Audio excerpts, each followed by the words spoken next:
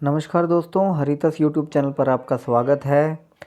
आज जो इन्फॉर्मेशन मैं आपके लिए लाया हूँ वो डीएसएसबी से संबंधित है। डीएसएसबी के बारे में थोड़े दिन पहले ही मैंने आपको एक इन्फॉर्मेशन दी थी, जो कि डीएसएसबी में पुराने पोस्ट कोड के रिगार्डिंग जिन बच्चों ने फ़ाइल किया है, रजिस्ट्रेशन किया है, फॉर्म फिल किया है, तो उन्हें एक post card size photo upload करना था। तो बहुत से कैंडिडेट्स की क्यूरी भी आई थी इस मामले में कि कैसे कौन से साइज़ का करना है, कैसा बैकग्राउंड है, कितने केबी का रेजोल्यूशन वगैरह होना चाहिए। तो आज डीएसएसबी ने उसके रिगार्डिंग इंस्ट्रक्शंस डाले हैं।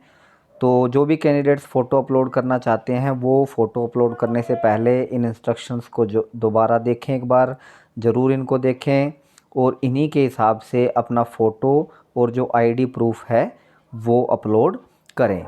जो नए कैंडिडेट्स इस इन्फॉर्मेशन को देख रहे हैं उनके लिए मैं एक बार फिर बता देता हूं कि डीएसएसबी ने टाइम दिया है 21 फरवरी तक आपको पोस्ट कोड 120 से लेके पोस्ट कोड 116-20 तक अपना फ़ोटो अपलोड करना है। OARS साइट पर जाकर, जो डीएसएसबी की रजिस्ट्रेशन वाली साइट है, वहाँ पर जाकर आपको अपना फ़ोटो अपलोड करना है और साथ में आईडी प्रूफ अपलोड करना है। फ़ोटो कैसा होना चाहिए, उसका रेजोल्यूशन कितना होना चाहिए, कितना साइज़ होना चाहिए, आईडी प्रूफ कौन सा हो सकता है, उसका रेजोल्यूशन कितना होना चाहिए, वो सारी चीज़ें आज की इन इंस्ट्रक्शंस में डीएसएसबी ने दी हैं। तो बिल्कुल ध्यान से देखिए और इसके हिसाब से ही आप अपना फ़ोटो और आईडी प्रूफ अपलोड कीजिए।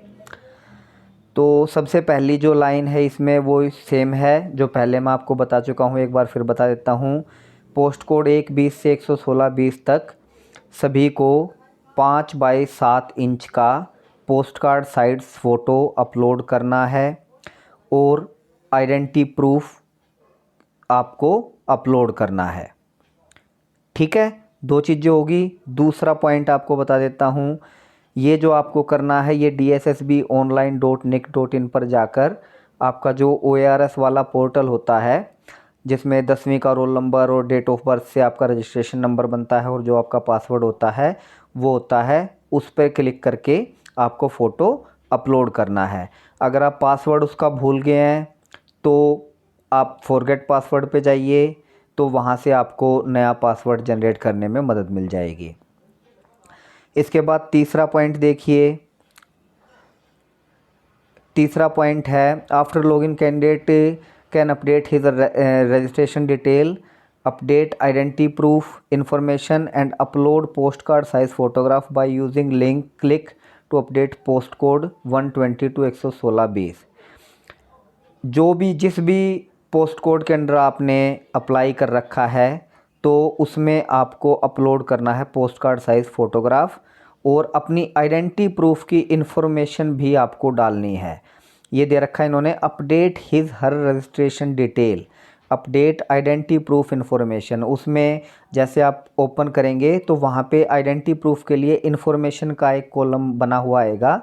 तो उसमें पैन कार्ड या फिर आधार कार्ड या फिर वोटर आईडी कार्ड, जो भी आप डालना चाहते हैं वो आप डाल सकते हैं, उसकी इन्फॉर्मेशन आपको ऐड करनी है। चौथा पॉइंट है, it is mandatory for all applicant of except post code to update their registration detail, update identity proof information and upload. तो ये सभी के लिए मैंडेटरी है, इसके बिना आपका फॉर्म सही नहीं माना जाएगा और थोड़े दिनों में जो एग्ज़ाम आने वाले हैं इन पोस्ट कोड के लिए, तो उसके लिए आप एलिजिबल नहीं हो पाएंगे। इसके बाद guidelines for scanning and uploading of photo identity proof online, कैसे आपको करना है, किस टाइप की इमेज होगी, वो उसके लिए गाइडलाइन दी गई हैं, इंस्ट्रक्शन दी गई हैं, वो मैं आपको एक बार अच्छी तरह से बता देता हूँ, ध्यान से देखिएगा इसको। The candidates will be required to have scanned, photo को स्कैन करके JPG या JPEG फॉर्मेट में आपका फ़ोटो होना चाहिए, फ़ोटो आइडेंटिटी प्रूफ होना चाहिए। जो फ़ोटो आइडेंटिटी प्रूफ आपका वो JPG या JPEG फॉर्मेट में होना चाहिए, ये चीज़ इम्पोर्टेंट है। ये फ़ोटो के कई सारे वो होते हैं, जैसे PNG या और भी कई सारे होते हैं, तो जो उसमें JPG या JPEG वाला फॉर्मेट है वो आपको सेलेक्ट करके अपना फ़ोटो आइडेंटिटी प्रूफ अपलोड करना है। इसको बहुत ध्यान से देखिएगा। अगर आप कहीं कंप्यूटर शॉप पे करवा रहे हैं तो उनको भी बोल देना कि जेपीजी या जेपीईजी फॉर्मेट में ही आपको फ़ोटो आइडेंटिटी प्रूफ की इमेज अपलोड करनी है। और क्या क्या चीज़ें हैं, photo identity card image must be a valid photo identity card clearly showing the all details. जो आपको फ़ोटो आइडेंटिटी प्रूफ डालना है उसमें सारी चीज़ें बिल्कुल अच्छी तरह से दिखी होनी चाहिए और कैंडिडेट का फ़ोटो भी उसमें होना चाहिए। यानी जो आपका आईडी कार्ड जो भी आप अपलोड करोगे तो उसमें फ़ोटो आपका ज़रूर होना चाहिए। कोई आईडी प्रूफ ऐसा आप नहीं डाल सकते जिसमें आपका फ़ोटो ना हो। फ़ोटो के साथ साथ आपका एड्रेस, आपका नाम, आपका डेट ऑफ बर्थ वगैरह क्लियरली शो होना चाहिए उस पर, तभी वो आईडी प्रूफ आपका मान्य होगा। साइज़ कितना होना चाहिए ये मैं आपको बता देता हूँ। साइज़ ऑफ द फाइल का मतलब है यहाँ पे जो आप आईडी प्रूफ अपलोड करोगे उस फाइल का साइज़ कितना होना चाहिए, 15 KB से 60 KB के बीच में। 15 KB से 60 KB के बीच में होना चाहिए। जिस भी कंप्यूटर शॉप से आप ये करवाना चाह रहे हो तो उनको ये बता देना है कि 15 KB से 60 KB के बीच में ही होना चाहिए। और रेजोल्यूशन कितना होना चाहिए, विड्थ और हाइट, यानी कि विड्थ ये चौड़ाई आपकी और हाइट, इसका जो रेजोल्यूशन है वो 300x200 पिक्सल के हिसाब से। पैन के लिए अगर आप पैन या फिर ड्राइविंग लाइसेंस अपलोड करना चाहते हैं तो उसके लिए रेजोल्यूशन होना चाहिए 300x200 पिक्सल। और अगर आप वोटर आईडी अपलोड करना चाहते हैं तो 200x300 पिक्सल का। और अगर आप पासपोर्ट को अपलोड करना चाहते हैं, देखो उन्होंने 3 चीज़ें दी हैं, या तो आप पैन अपलोड कर सकते हैं या ड्राइविंग लाइसेंस अपलोड कर सकते हैं, वोटर आईडी कार्ड अपलोड कर सकते हैं या फिर पासपोर्ट अपना अपलोड कर सकते हैं। तो इनके लिए उन्होंने, अच्छा आधार कार्ड उन्होंने नहीं बोला है यहाँ पे, ये ध्यान देने वाली बात है। आप पैन कार्ड डाल सकते हैं, ड्राइविंग लाइसेंस डाल सकते हैं, वोटर कार्ड डाल सकते हैं या फिर पासपोर्ट डाल सकते हैं अपना आईडी प्रूफ के रूप में। और उनके लिए रेजोल्यूशन दिए हैं इन्होंने बाकायदा, तो उसको ध्यान से देखिए। पैन और ड्राइविंग लाइसेंस के लिए 300x200 और वोटर आईडी कार्ड के लिए 200x300 और पासपोर्ट के लिए 450x350 का रेजोल्यूशन होना चाहिए, विड्थ इनटू हाइट का। ये जहाँ से भी आप कर रहे हैं या फिर आप खुद फ़ोन से कर रहे हैं अपलोड, तो इसको ध्यान में रखिएगा। इसके बाद the ID proof that is entered by the applicant will be cross checked. ये इंपॉर्टेंट चीज़ है। जो भी आप आईडी अपलोड कर रहे हैं, आपने अगर पैन अपलोड किया है अपना, तो वो पैन आपको एग्ज़ाम के टाइम पे सेंटर पे ले जाना होगा, उसको क्रॉस चेक किया जाएगा वहाँ पे। और अगर आपका सिलेक्शन होता है तो जो ई डोजियर बनेंगे, आपके फ़ाइल बनेगी, उसके में भी वो चेक किया जाएगा। तो वो आपको ध्यान रखना है कि आपने क्या चीज़ अपलोड की है, तो वो आपको अपने पास रखना है। एग्ज़ाम के टाइम पे वो वहाँ पे चेक किया जाएगा। इम्पोर्टेंट चीज़ है, दोबारा बता देता हूँ, जो भी चीज़ आप अपलोड कर रहे हैं अभी, उसको याद रखिएगा कि क्या आपने अपलोड किया है वो आपके एडमिट कार्ड का भी हिस्सा होगा और आपको एग्ज़ाम के टाइम पे वो अपने साथ लेके जाना पड़ेगा। और अगर आपका सिलेक्शन होता है तो ई डोजियर का भी वो हिस्सा बनेगा। इसके बाद अगला पॉइंट है, ये जो सारी चीज़ें थी ये थी आईडी प्रूफ, आपको क्या क्या अपलोड करना है।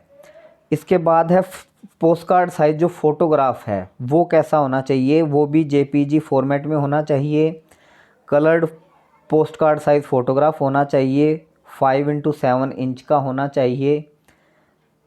Clearly showing face both years and both shoulders, ये पहले भी इन्होंने दिया था, तो बिल्कुल फेस आपका क्लियर होना चाहिए, शोल्डर उसमें दिखने चाहिए, कान दिखने चाहिए।